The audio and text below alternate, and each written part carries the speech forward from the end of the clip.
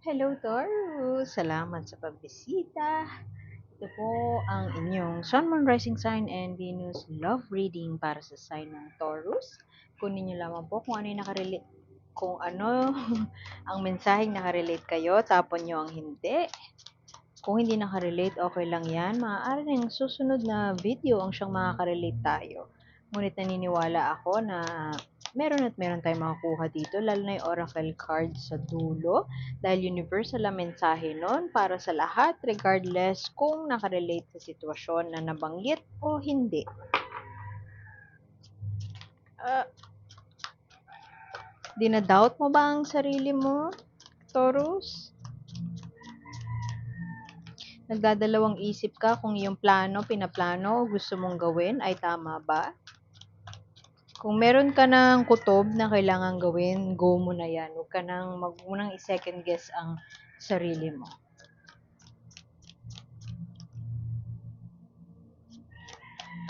Dahil maraming yung sitwasyon na pinagdadaanan mo siguro ngayon, positibo man o hindi, nagpaparamdam sa iyo ang iyong kutob at ito ay imbitasyon sa iyo para pakinggan mo ang kutob na iyan. High Priestess in reverse, maaaring marami ng signs, pwedeng red flag yan, maaari ng signs ang pinapakita sa iyo ni universe pero nagdadalawang isip ka kung susundin mo to o hindi. Yan ay imbitasyon na sundin mo, lagi mong sundin ang gut feel. Paano mo malalaman kung gut feel mo yun? Paano mo malalaman kung yun yung intuition? Diba sabi nila, pag intuition, yun ang kailangan mong sundin. Paano mo malalaman kapag paulit-ulit na parang may niggling feeling na, oh, gawin mo na to, oh, gawin mo na yan. Yan. Yan na yung kutob. At ang isa pang sign na yun ang kutob mo, pag yun yung marami kang excuses. Bawa sinabi na, oh, ilakarin mo na, sabi sa'yo, may bumubulong sa'yo sa utak mo na, o ano, lakarin mo na yung gantong dokumento. Tapos biglang, ang instinct mo, ang bigla mong sagot, ano pa yan, matagal pa yan, yung ganun. Once may excuse ka agad, immediately, yun. Oras na para gawin mo yun. Yun ay clear sign. Ooh, nice. Maaaring yung iba sa inyo ay binubulungan ng inyong konsensya na umalis na sa isang relasyon at mag-focus sa sarili. Yan na ito ang isang clearest sign para gawin mo na yun. Mag-focus sa sarili, mag-focus sa bakit mo parang dinadoubt lagi yung sarili mo? Yan ang gusto sabihin sa'yo ng universe. Laging negotiable kung ano yung worth mo. Lagi mong iniisip na yung value mo is less than your partner, your value is kailangan mo magbigay ng marami kasi they are superior or they are worth more than you. Tanggalin mo yan sa isip mo at mukha na naman na ito ay senyales na nandun ka din naman ng kagaling na gusto mo nang i-treasure, gusto mo nang i-own, gusto mo nang i-value ang sarili mo. Maaari din ito ay isang affirmation na into the self-love journey ka na si Taurus love niyan ang pleasure. Sabi nga nila hedonistic si Taurus, mahilig sa pleasure, mahilig sa beauty. At you are very much in your power. Kung nagre-resonate sa iyo yung sinabi kong yun na you're very much into beauty, you're very much into taking care of yourself. Self-love, self-care, pwedeng ganon. Mabilis ang pangyayari. Yung collective, madalas nakuha ito ngayon. Eight of Wands, fast movement, mensahe na paparating sa'yo na mabilis. Alam mo yung narrative na nakikita ko dito, pwedeng yung iba sa inyo mababasted. Yung iba naman sa inyo, pwedeng kayo yung mababasted o kayo yung mambabasted. Pwede din kasi na, pero may bearing na, may maganda namang dahilan kung bakit na mababasted or nabasted or mambabasted si Taurus. Maaaring gusto mo na mag-focus sa sarili. Parang last month, yung Virgo yung may ganito, maaaring may Virgo kayo sa chart nyo. Pwede nyo i-check out yung reading na yon. At yan, magpo-focus sa sarili. Merong hindi, some things will not happen as expected. Maaari yung iba sa inyo, in-expect nyo na magme-message sa inyo yung crush nyo, ganyan. pero hindi pala, yung best friend mo pala yung gusto niya, yung gano'n, alam mo yun, hindi siya exactly busted, 'di ba? Katulad ng sinasabi ko kanina, pero merong some sort of rejection. May energy ng rejection or failure ako nakikita dito, pero mas malakas pa rin itong enerhiya ng Nine of Cups. Pag-focus sa sarili, emotional fulfillment, um, happiness, joy. So, kung meron mang mababasted, na busted, mambabasted sa inyo, Taurus, o meron mang failure, meron mang rejection na mangyayari moving forward, I feel na itong form of emotional fulfillment na to ay makukuha mo sa ibang bagay. Meron na maaari namang itong busted na to, yung enerhiya ng rejection or failure. Maaaring it could come in the form of ano din, yung may aalisan ka ng relationship tapos darating ka sa isang relasyon or meron nang magme-message sa'yo, halimbawa yung soulmate mo na yung the one who got away mo or basta soulmate, meron kang ka-soulful connection na magme-message sa inyo ng mabilis. Meron paparating sa inyong tao na maaaring older than you, very charming, very creative. Pwedeng nasa advertising siya, nasa creative industry, pwede ding artist siya. At itong tao na 'to maaaring siyang magbibigay sa'yo ng, mensahe, kumbaga aamin sa'yo. Puwede din na ikaw yung aamin, ikaw din yung gagawa na ng move, kikilos na, maaaring yung iba sa inyo mare-reject o puwede ding hindi magtatagumpay sa plano mong ito, pero magiging malakas ang loob mo kasi confident ka, magiging komportable si Taurus or present na, komportable na si Taurus sa sarili niyang balat. As a result, magiging confident siya sa mga choices niya when it comes to his or her love life. Um, tingnan natin. Depende sa mga lalabas na under nitong mga cards na to. Kung ikaw naman ay nagdadalawang isip mag-make ng move, pero yung konsensya mo or yung may niggling feeling na mag-take ka na ng move, that is your clearest sign na mag-take na ng move. Kasi maaaring yung, ano siya, extreme siya eh. Pwedeng magpapadalos-dalos, hindi mo paplanuhin mabuti kung paano magre-reach out dun sa taong gusto mo. Or puwede din magiging ano ka, torpe ka, matotorpe ka, hindi ka na magsasalita, mananahimik ka na lang at hindi mo i-express kung ano man ang iyong nararamdaman. It could either go, puwede siyang either way ha. Puwedeng ikaw yung magse-send ng message, aamin na may gusto ka sa isang tao, pero puwede din na yung ikaw yung nasa kabilang side, ikaw yung receiving end, sa'yo aamin yung tao. So, yung tao na yun na hinihintay mong umamin sa'yo, lalo na kung may nararamdaman ka na tao na may gusto sa'yo pero hindi pa totally umaamin, it's either they are napanghihinaan sila ng loob, natatakot sila na mare-reject mo sila, o puwede din naman na kung magpapadalos-dalos sila, aamin na lang silang bigla, hindi nila yun masesegunduhan, parang wala silang follow through ba. Aamin lang sila tapos biglang magiging ano, magiging cold turkey, biglang ghost ka na lang. Alam mo 'yun, sa sobrang hiya nila na umamin sila. Tapos hindi hindi hindi nila alam kung ano magiging reaction mo. Mananahimik sila bigla, magsha-shutdown, gano'n. Puwede din na mas bata sa'yo or ikaw yung bata. Basta kung sino man 'tong ka-connect mo, ka-situationship mo, whatever. Kung sino man 'tong taong 'to, um, parang hindi kayo yung iba sa inyo ha, or karamihan sa inyo, mas matanda sa'yo yung taong 'to. Basta may gap kayo, may age gap, siguro mga six years age gap, malaki yung age gap niyo.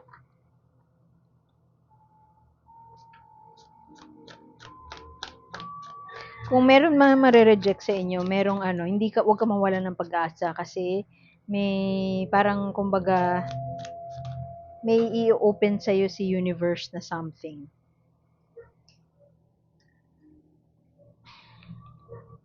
Parang kumbaga bagong ways of being, ah, mapapabilang ka sa isang grupo na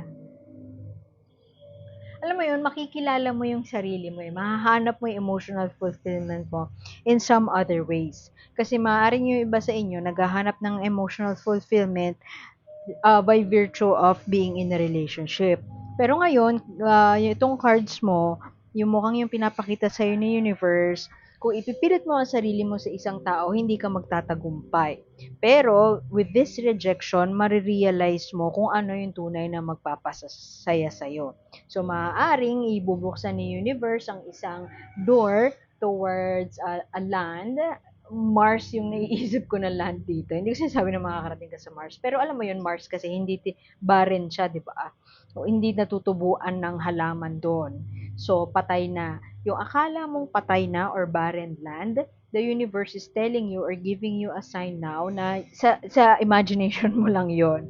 Pero, nothing is impossible. So, kung akala mo hindi ka makakapasok sa isang grupo, let's say na dance group, ganyan, o kaya artist circle, magiging susi kung ano man yung pagdadaanan mong failure, rejection, pag-busted, magiging susi yon para mahanap mo yung tribe mo, para baguhin ang iyong mindset na may mga bagay talaga na akala mong imposible, pero posible siya. So dahil doon, mabubuild mo ang iyong self-confidence at mahahanap mo ang emotionally fulfilling relationship. Doesn't matter kung romantic relationship to o group friendship relationship o relationship mo sa sarili. Mahahanap mo yon as you, parang rejection is God's redirection. Yun yung point na gusto ko sabihin kanina pa. The tower, merong isang bagay, most of you, you could be in a relationship at meron kayong issue na hindi nyo pa fully nare-resolve. Parang hindi nyo kino-confront yung elephant in the room. Ano ang elephant in the room? Long-standing issue siya na hindi nyo pinag-uusapan, hindi nyo ina-address. Parang sinisweep nyo lang under the rug. Nagpapatay mali siya kayo na kunwari walang issue. Pero ang totoo, issue talaga sa inyo yung selosan. Halimbawa, selosan, pera, hindi nyo siya pinag-uusapan. Ngayon, kung ayaw nyo siyang pag-usapan, halimbawa walang quality time with each other, hindi kayo compatible sa intimate life nyo, as a result, dahil sa incompatibility na yun, parang yung isang tao sa relationship na to, he doesn't feel or he or she doesn't feel na satisfied. He or she doesn't feel na nagiging successful siya. So, isa sa inyo, pwedeng ikaw to, Taurus, feeling mo parang nagiging failure of a relationship or kasalanan mo kung bakit nag-fail itong relationship na to. So, kung hindi niya i-address yan, gagawa at gagawa sa universe ng dahilan para itigil nyo na yan o para finally harapin nyo na siya. Ngayon, the tower in reverse, maaaring meron pa kayong, nandun pa kayo sa stage na patay mali siya, nandun pa kayo sa stage na in denial kayo sa mga issues na nagaganap sa inyong relationship. At sooner or later, magkakaroon ng mensahe, mabilis ang pangyayari, may darating na mensahe. Pwede kasing third party eh.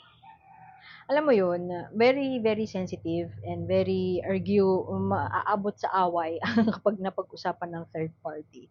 Pero usually, di ba, towers, sinasabi ko, sampal ni universe. Meron kayong long-standing issue. Usually, yung third party, siya yung manifestation ng sampal na yun ni universe. Kasi matagal nang alam nyo sa isa't isa na may issue talaga kayo na kailangan nyo i-address, hindi nyo ina-address. So ngayon may darating ngayon na isang tao na magpaparealize dun sa isang tao na nasa maling relasyon pala siya. Ngayon, papatulan siya ng tao na yun, no? Tapos, iiyak ngayon itong sinaiwan na kesyo niloko siya nung partner niya. So, paano ang role ng tower doon? Yung tower, it doesn't happen overnight.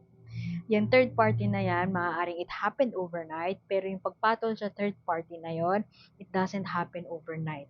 Malamang merong issue matagal na hindi nyo ina-address. Ayaw nyong pansinin. Ayaw nyong patay mali siya kayo, alam mo yun, na in denial kayo na may issue kayo.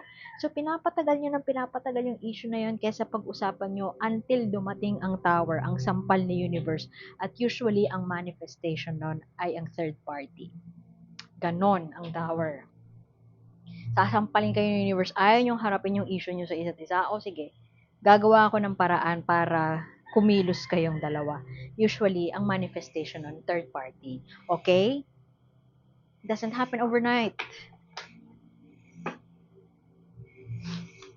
Hindi ko sinasabi na may third party ka, Taurus. Ina-explain ko lang yung tower.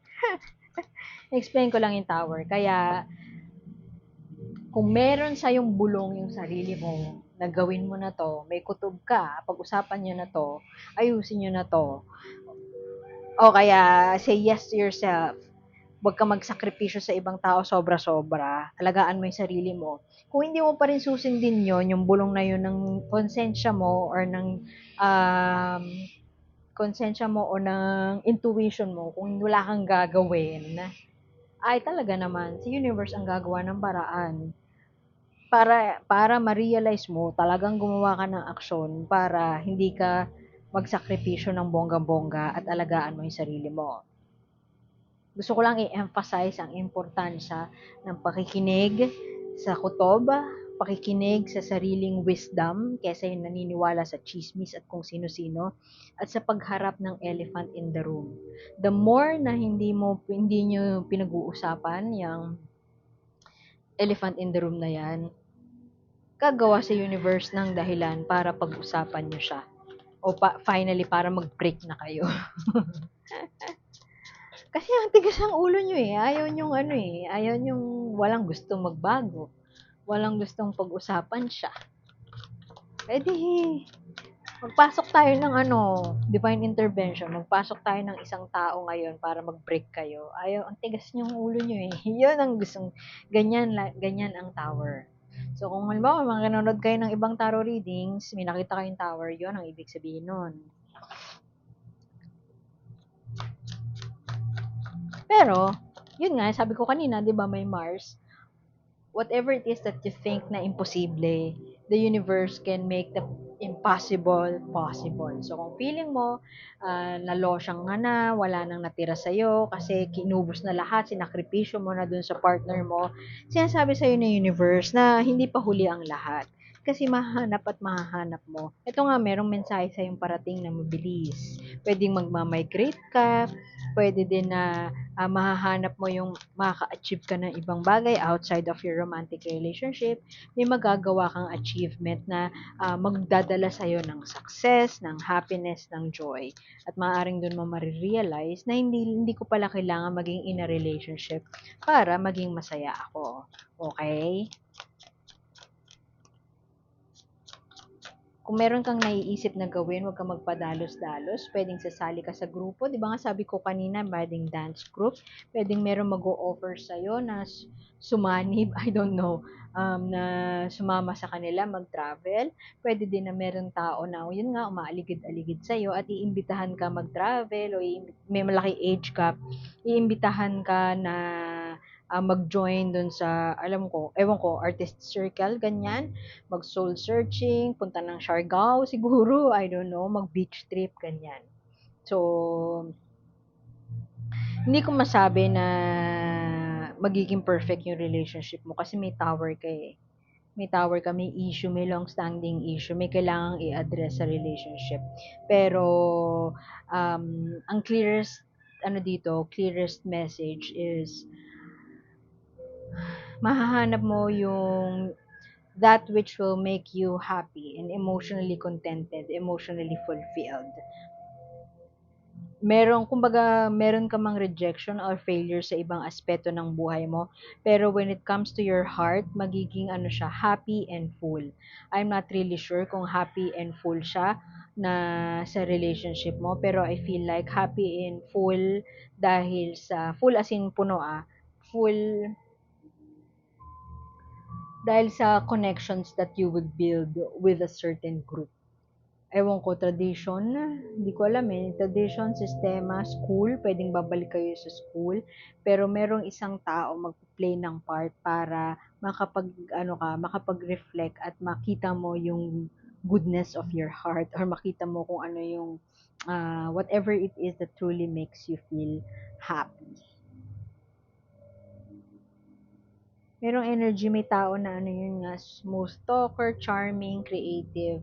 Pero sa ano mo sa paligid mo hindi ka magpapaloko. Kasi mahahanap mo eh, magkakaroon ka ng bagong pag-asa at mahahanap mo yung, yun nga, yung bagay na magbibigay sa'yo ng emotional fulfillment. Pwedeng tao yun eh. Medyo dominant kasi itong sinasabi ko na charming na tao na to eh, maboka. Dominant siya, my way or the highway, ako ang masusunod. Pwedeng ganun eh. Tapos mapapaisip ka na parang, deserve ko bang maging part nito? Deserve ba nito maging part ng buhay ko? O strategy o kung i-exit ka sa isang relasyon, pag-isipan mong mabuti, huwag kang magpapadalos-dalos, pag-isipan mong mabuti. Kasi some people, may two-faced sila, what they show you is not who they really are. Like ito, bear siya, di ba? Akala mo cute, parang yayakapin ka niya pag nakita ka niya, pero ang totoo, ikikidnapin ka pala niya. So, before you exit, find your exit and exit gracefully. Huwag magpapadalos-dalos and pag-isipan mo mabuti yung mga next steps mo bago ka lumayas o umalis sa isang relasyon na hindi na healthy para sa'yo. Parang pa-breakup na yun ah. So, yun. Iwan ko na yun doon tong Rus. Salamat sa pagbisita at sana makita ko kayo ulit. Ako po si A and see you next time. Like, share, and subscribe lamang po. Bye-bye.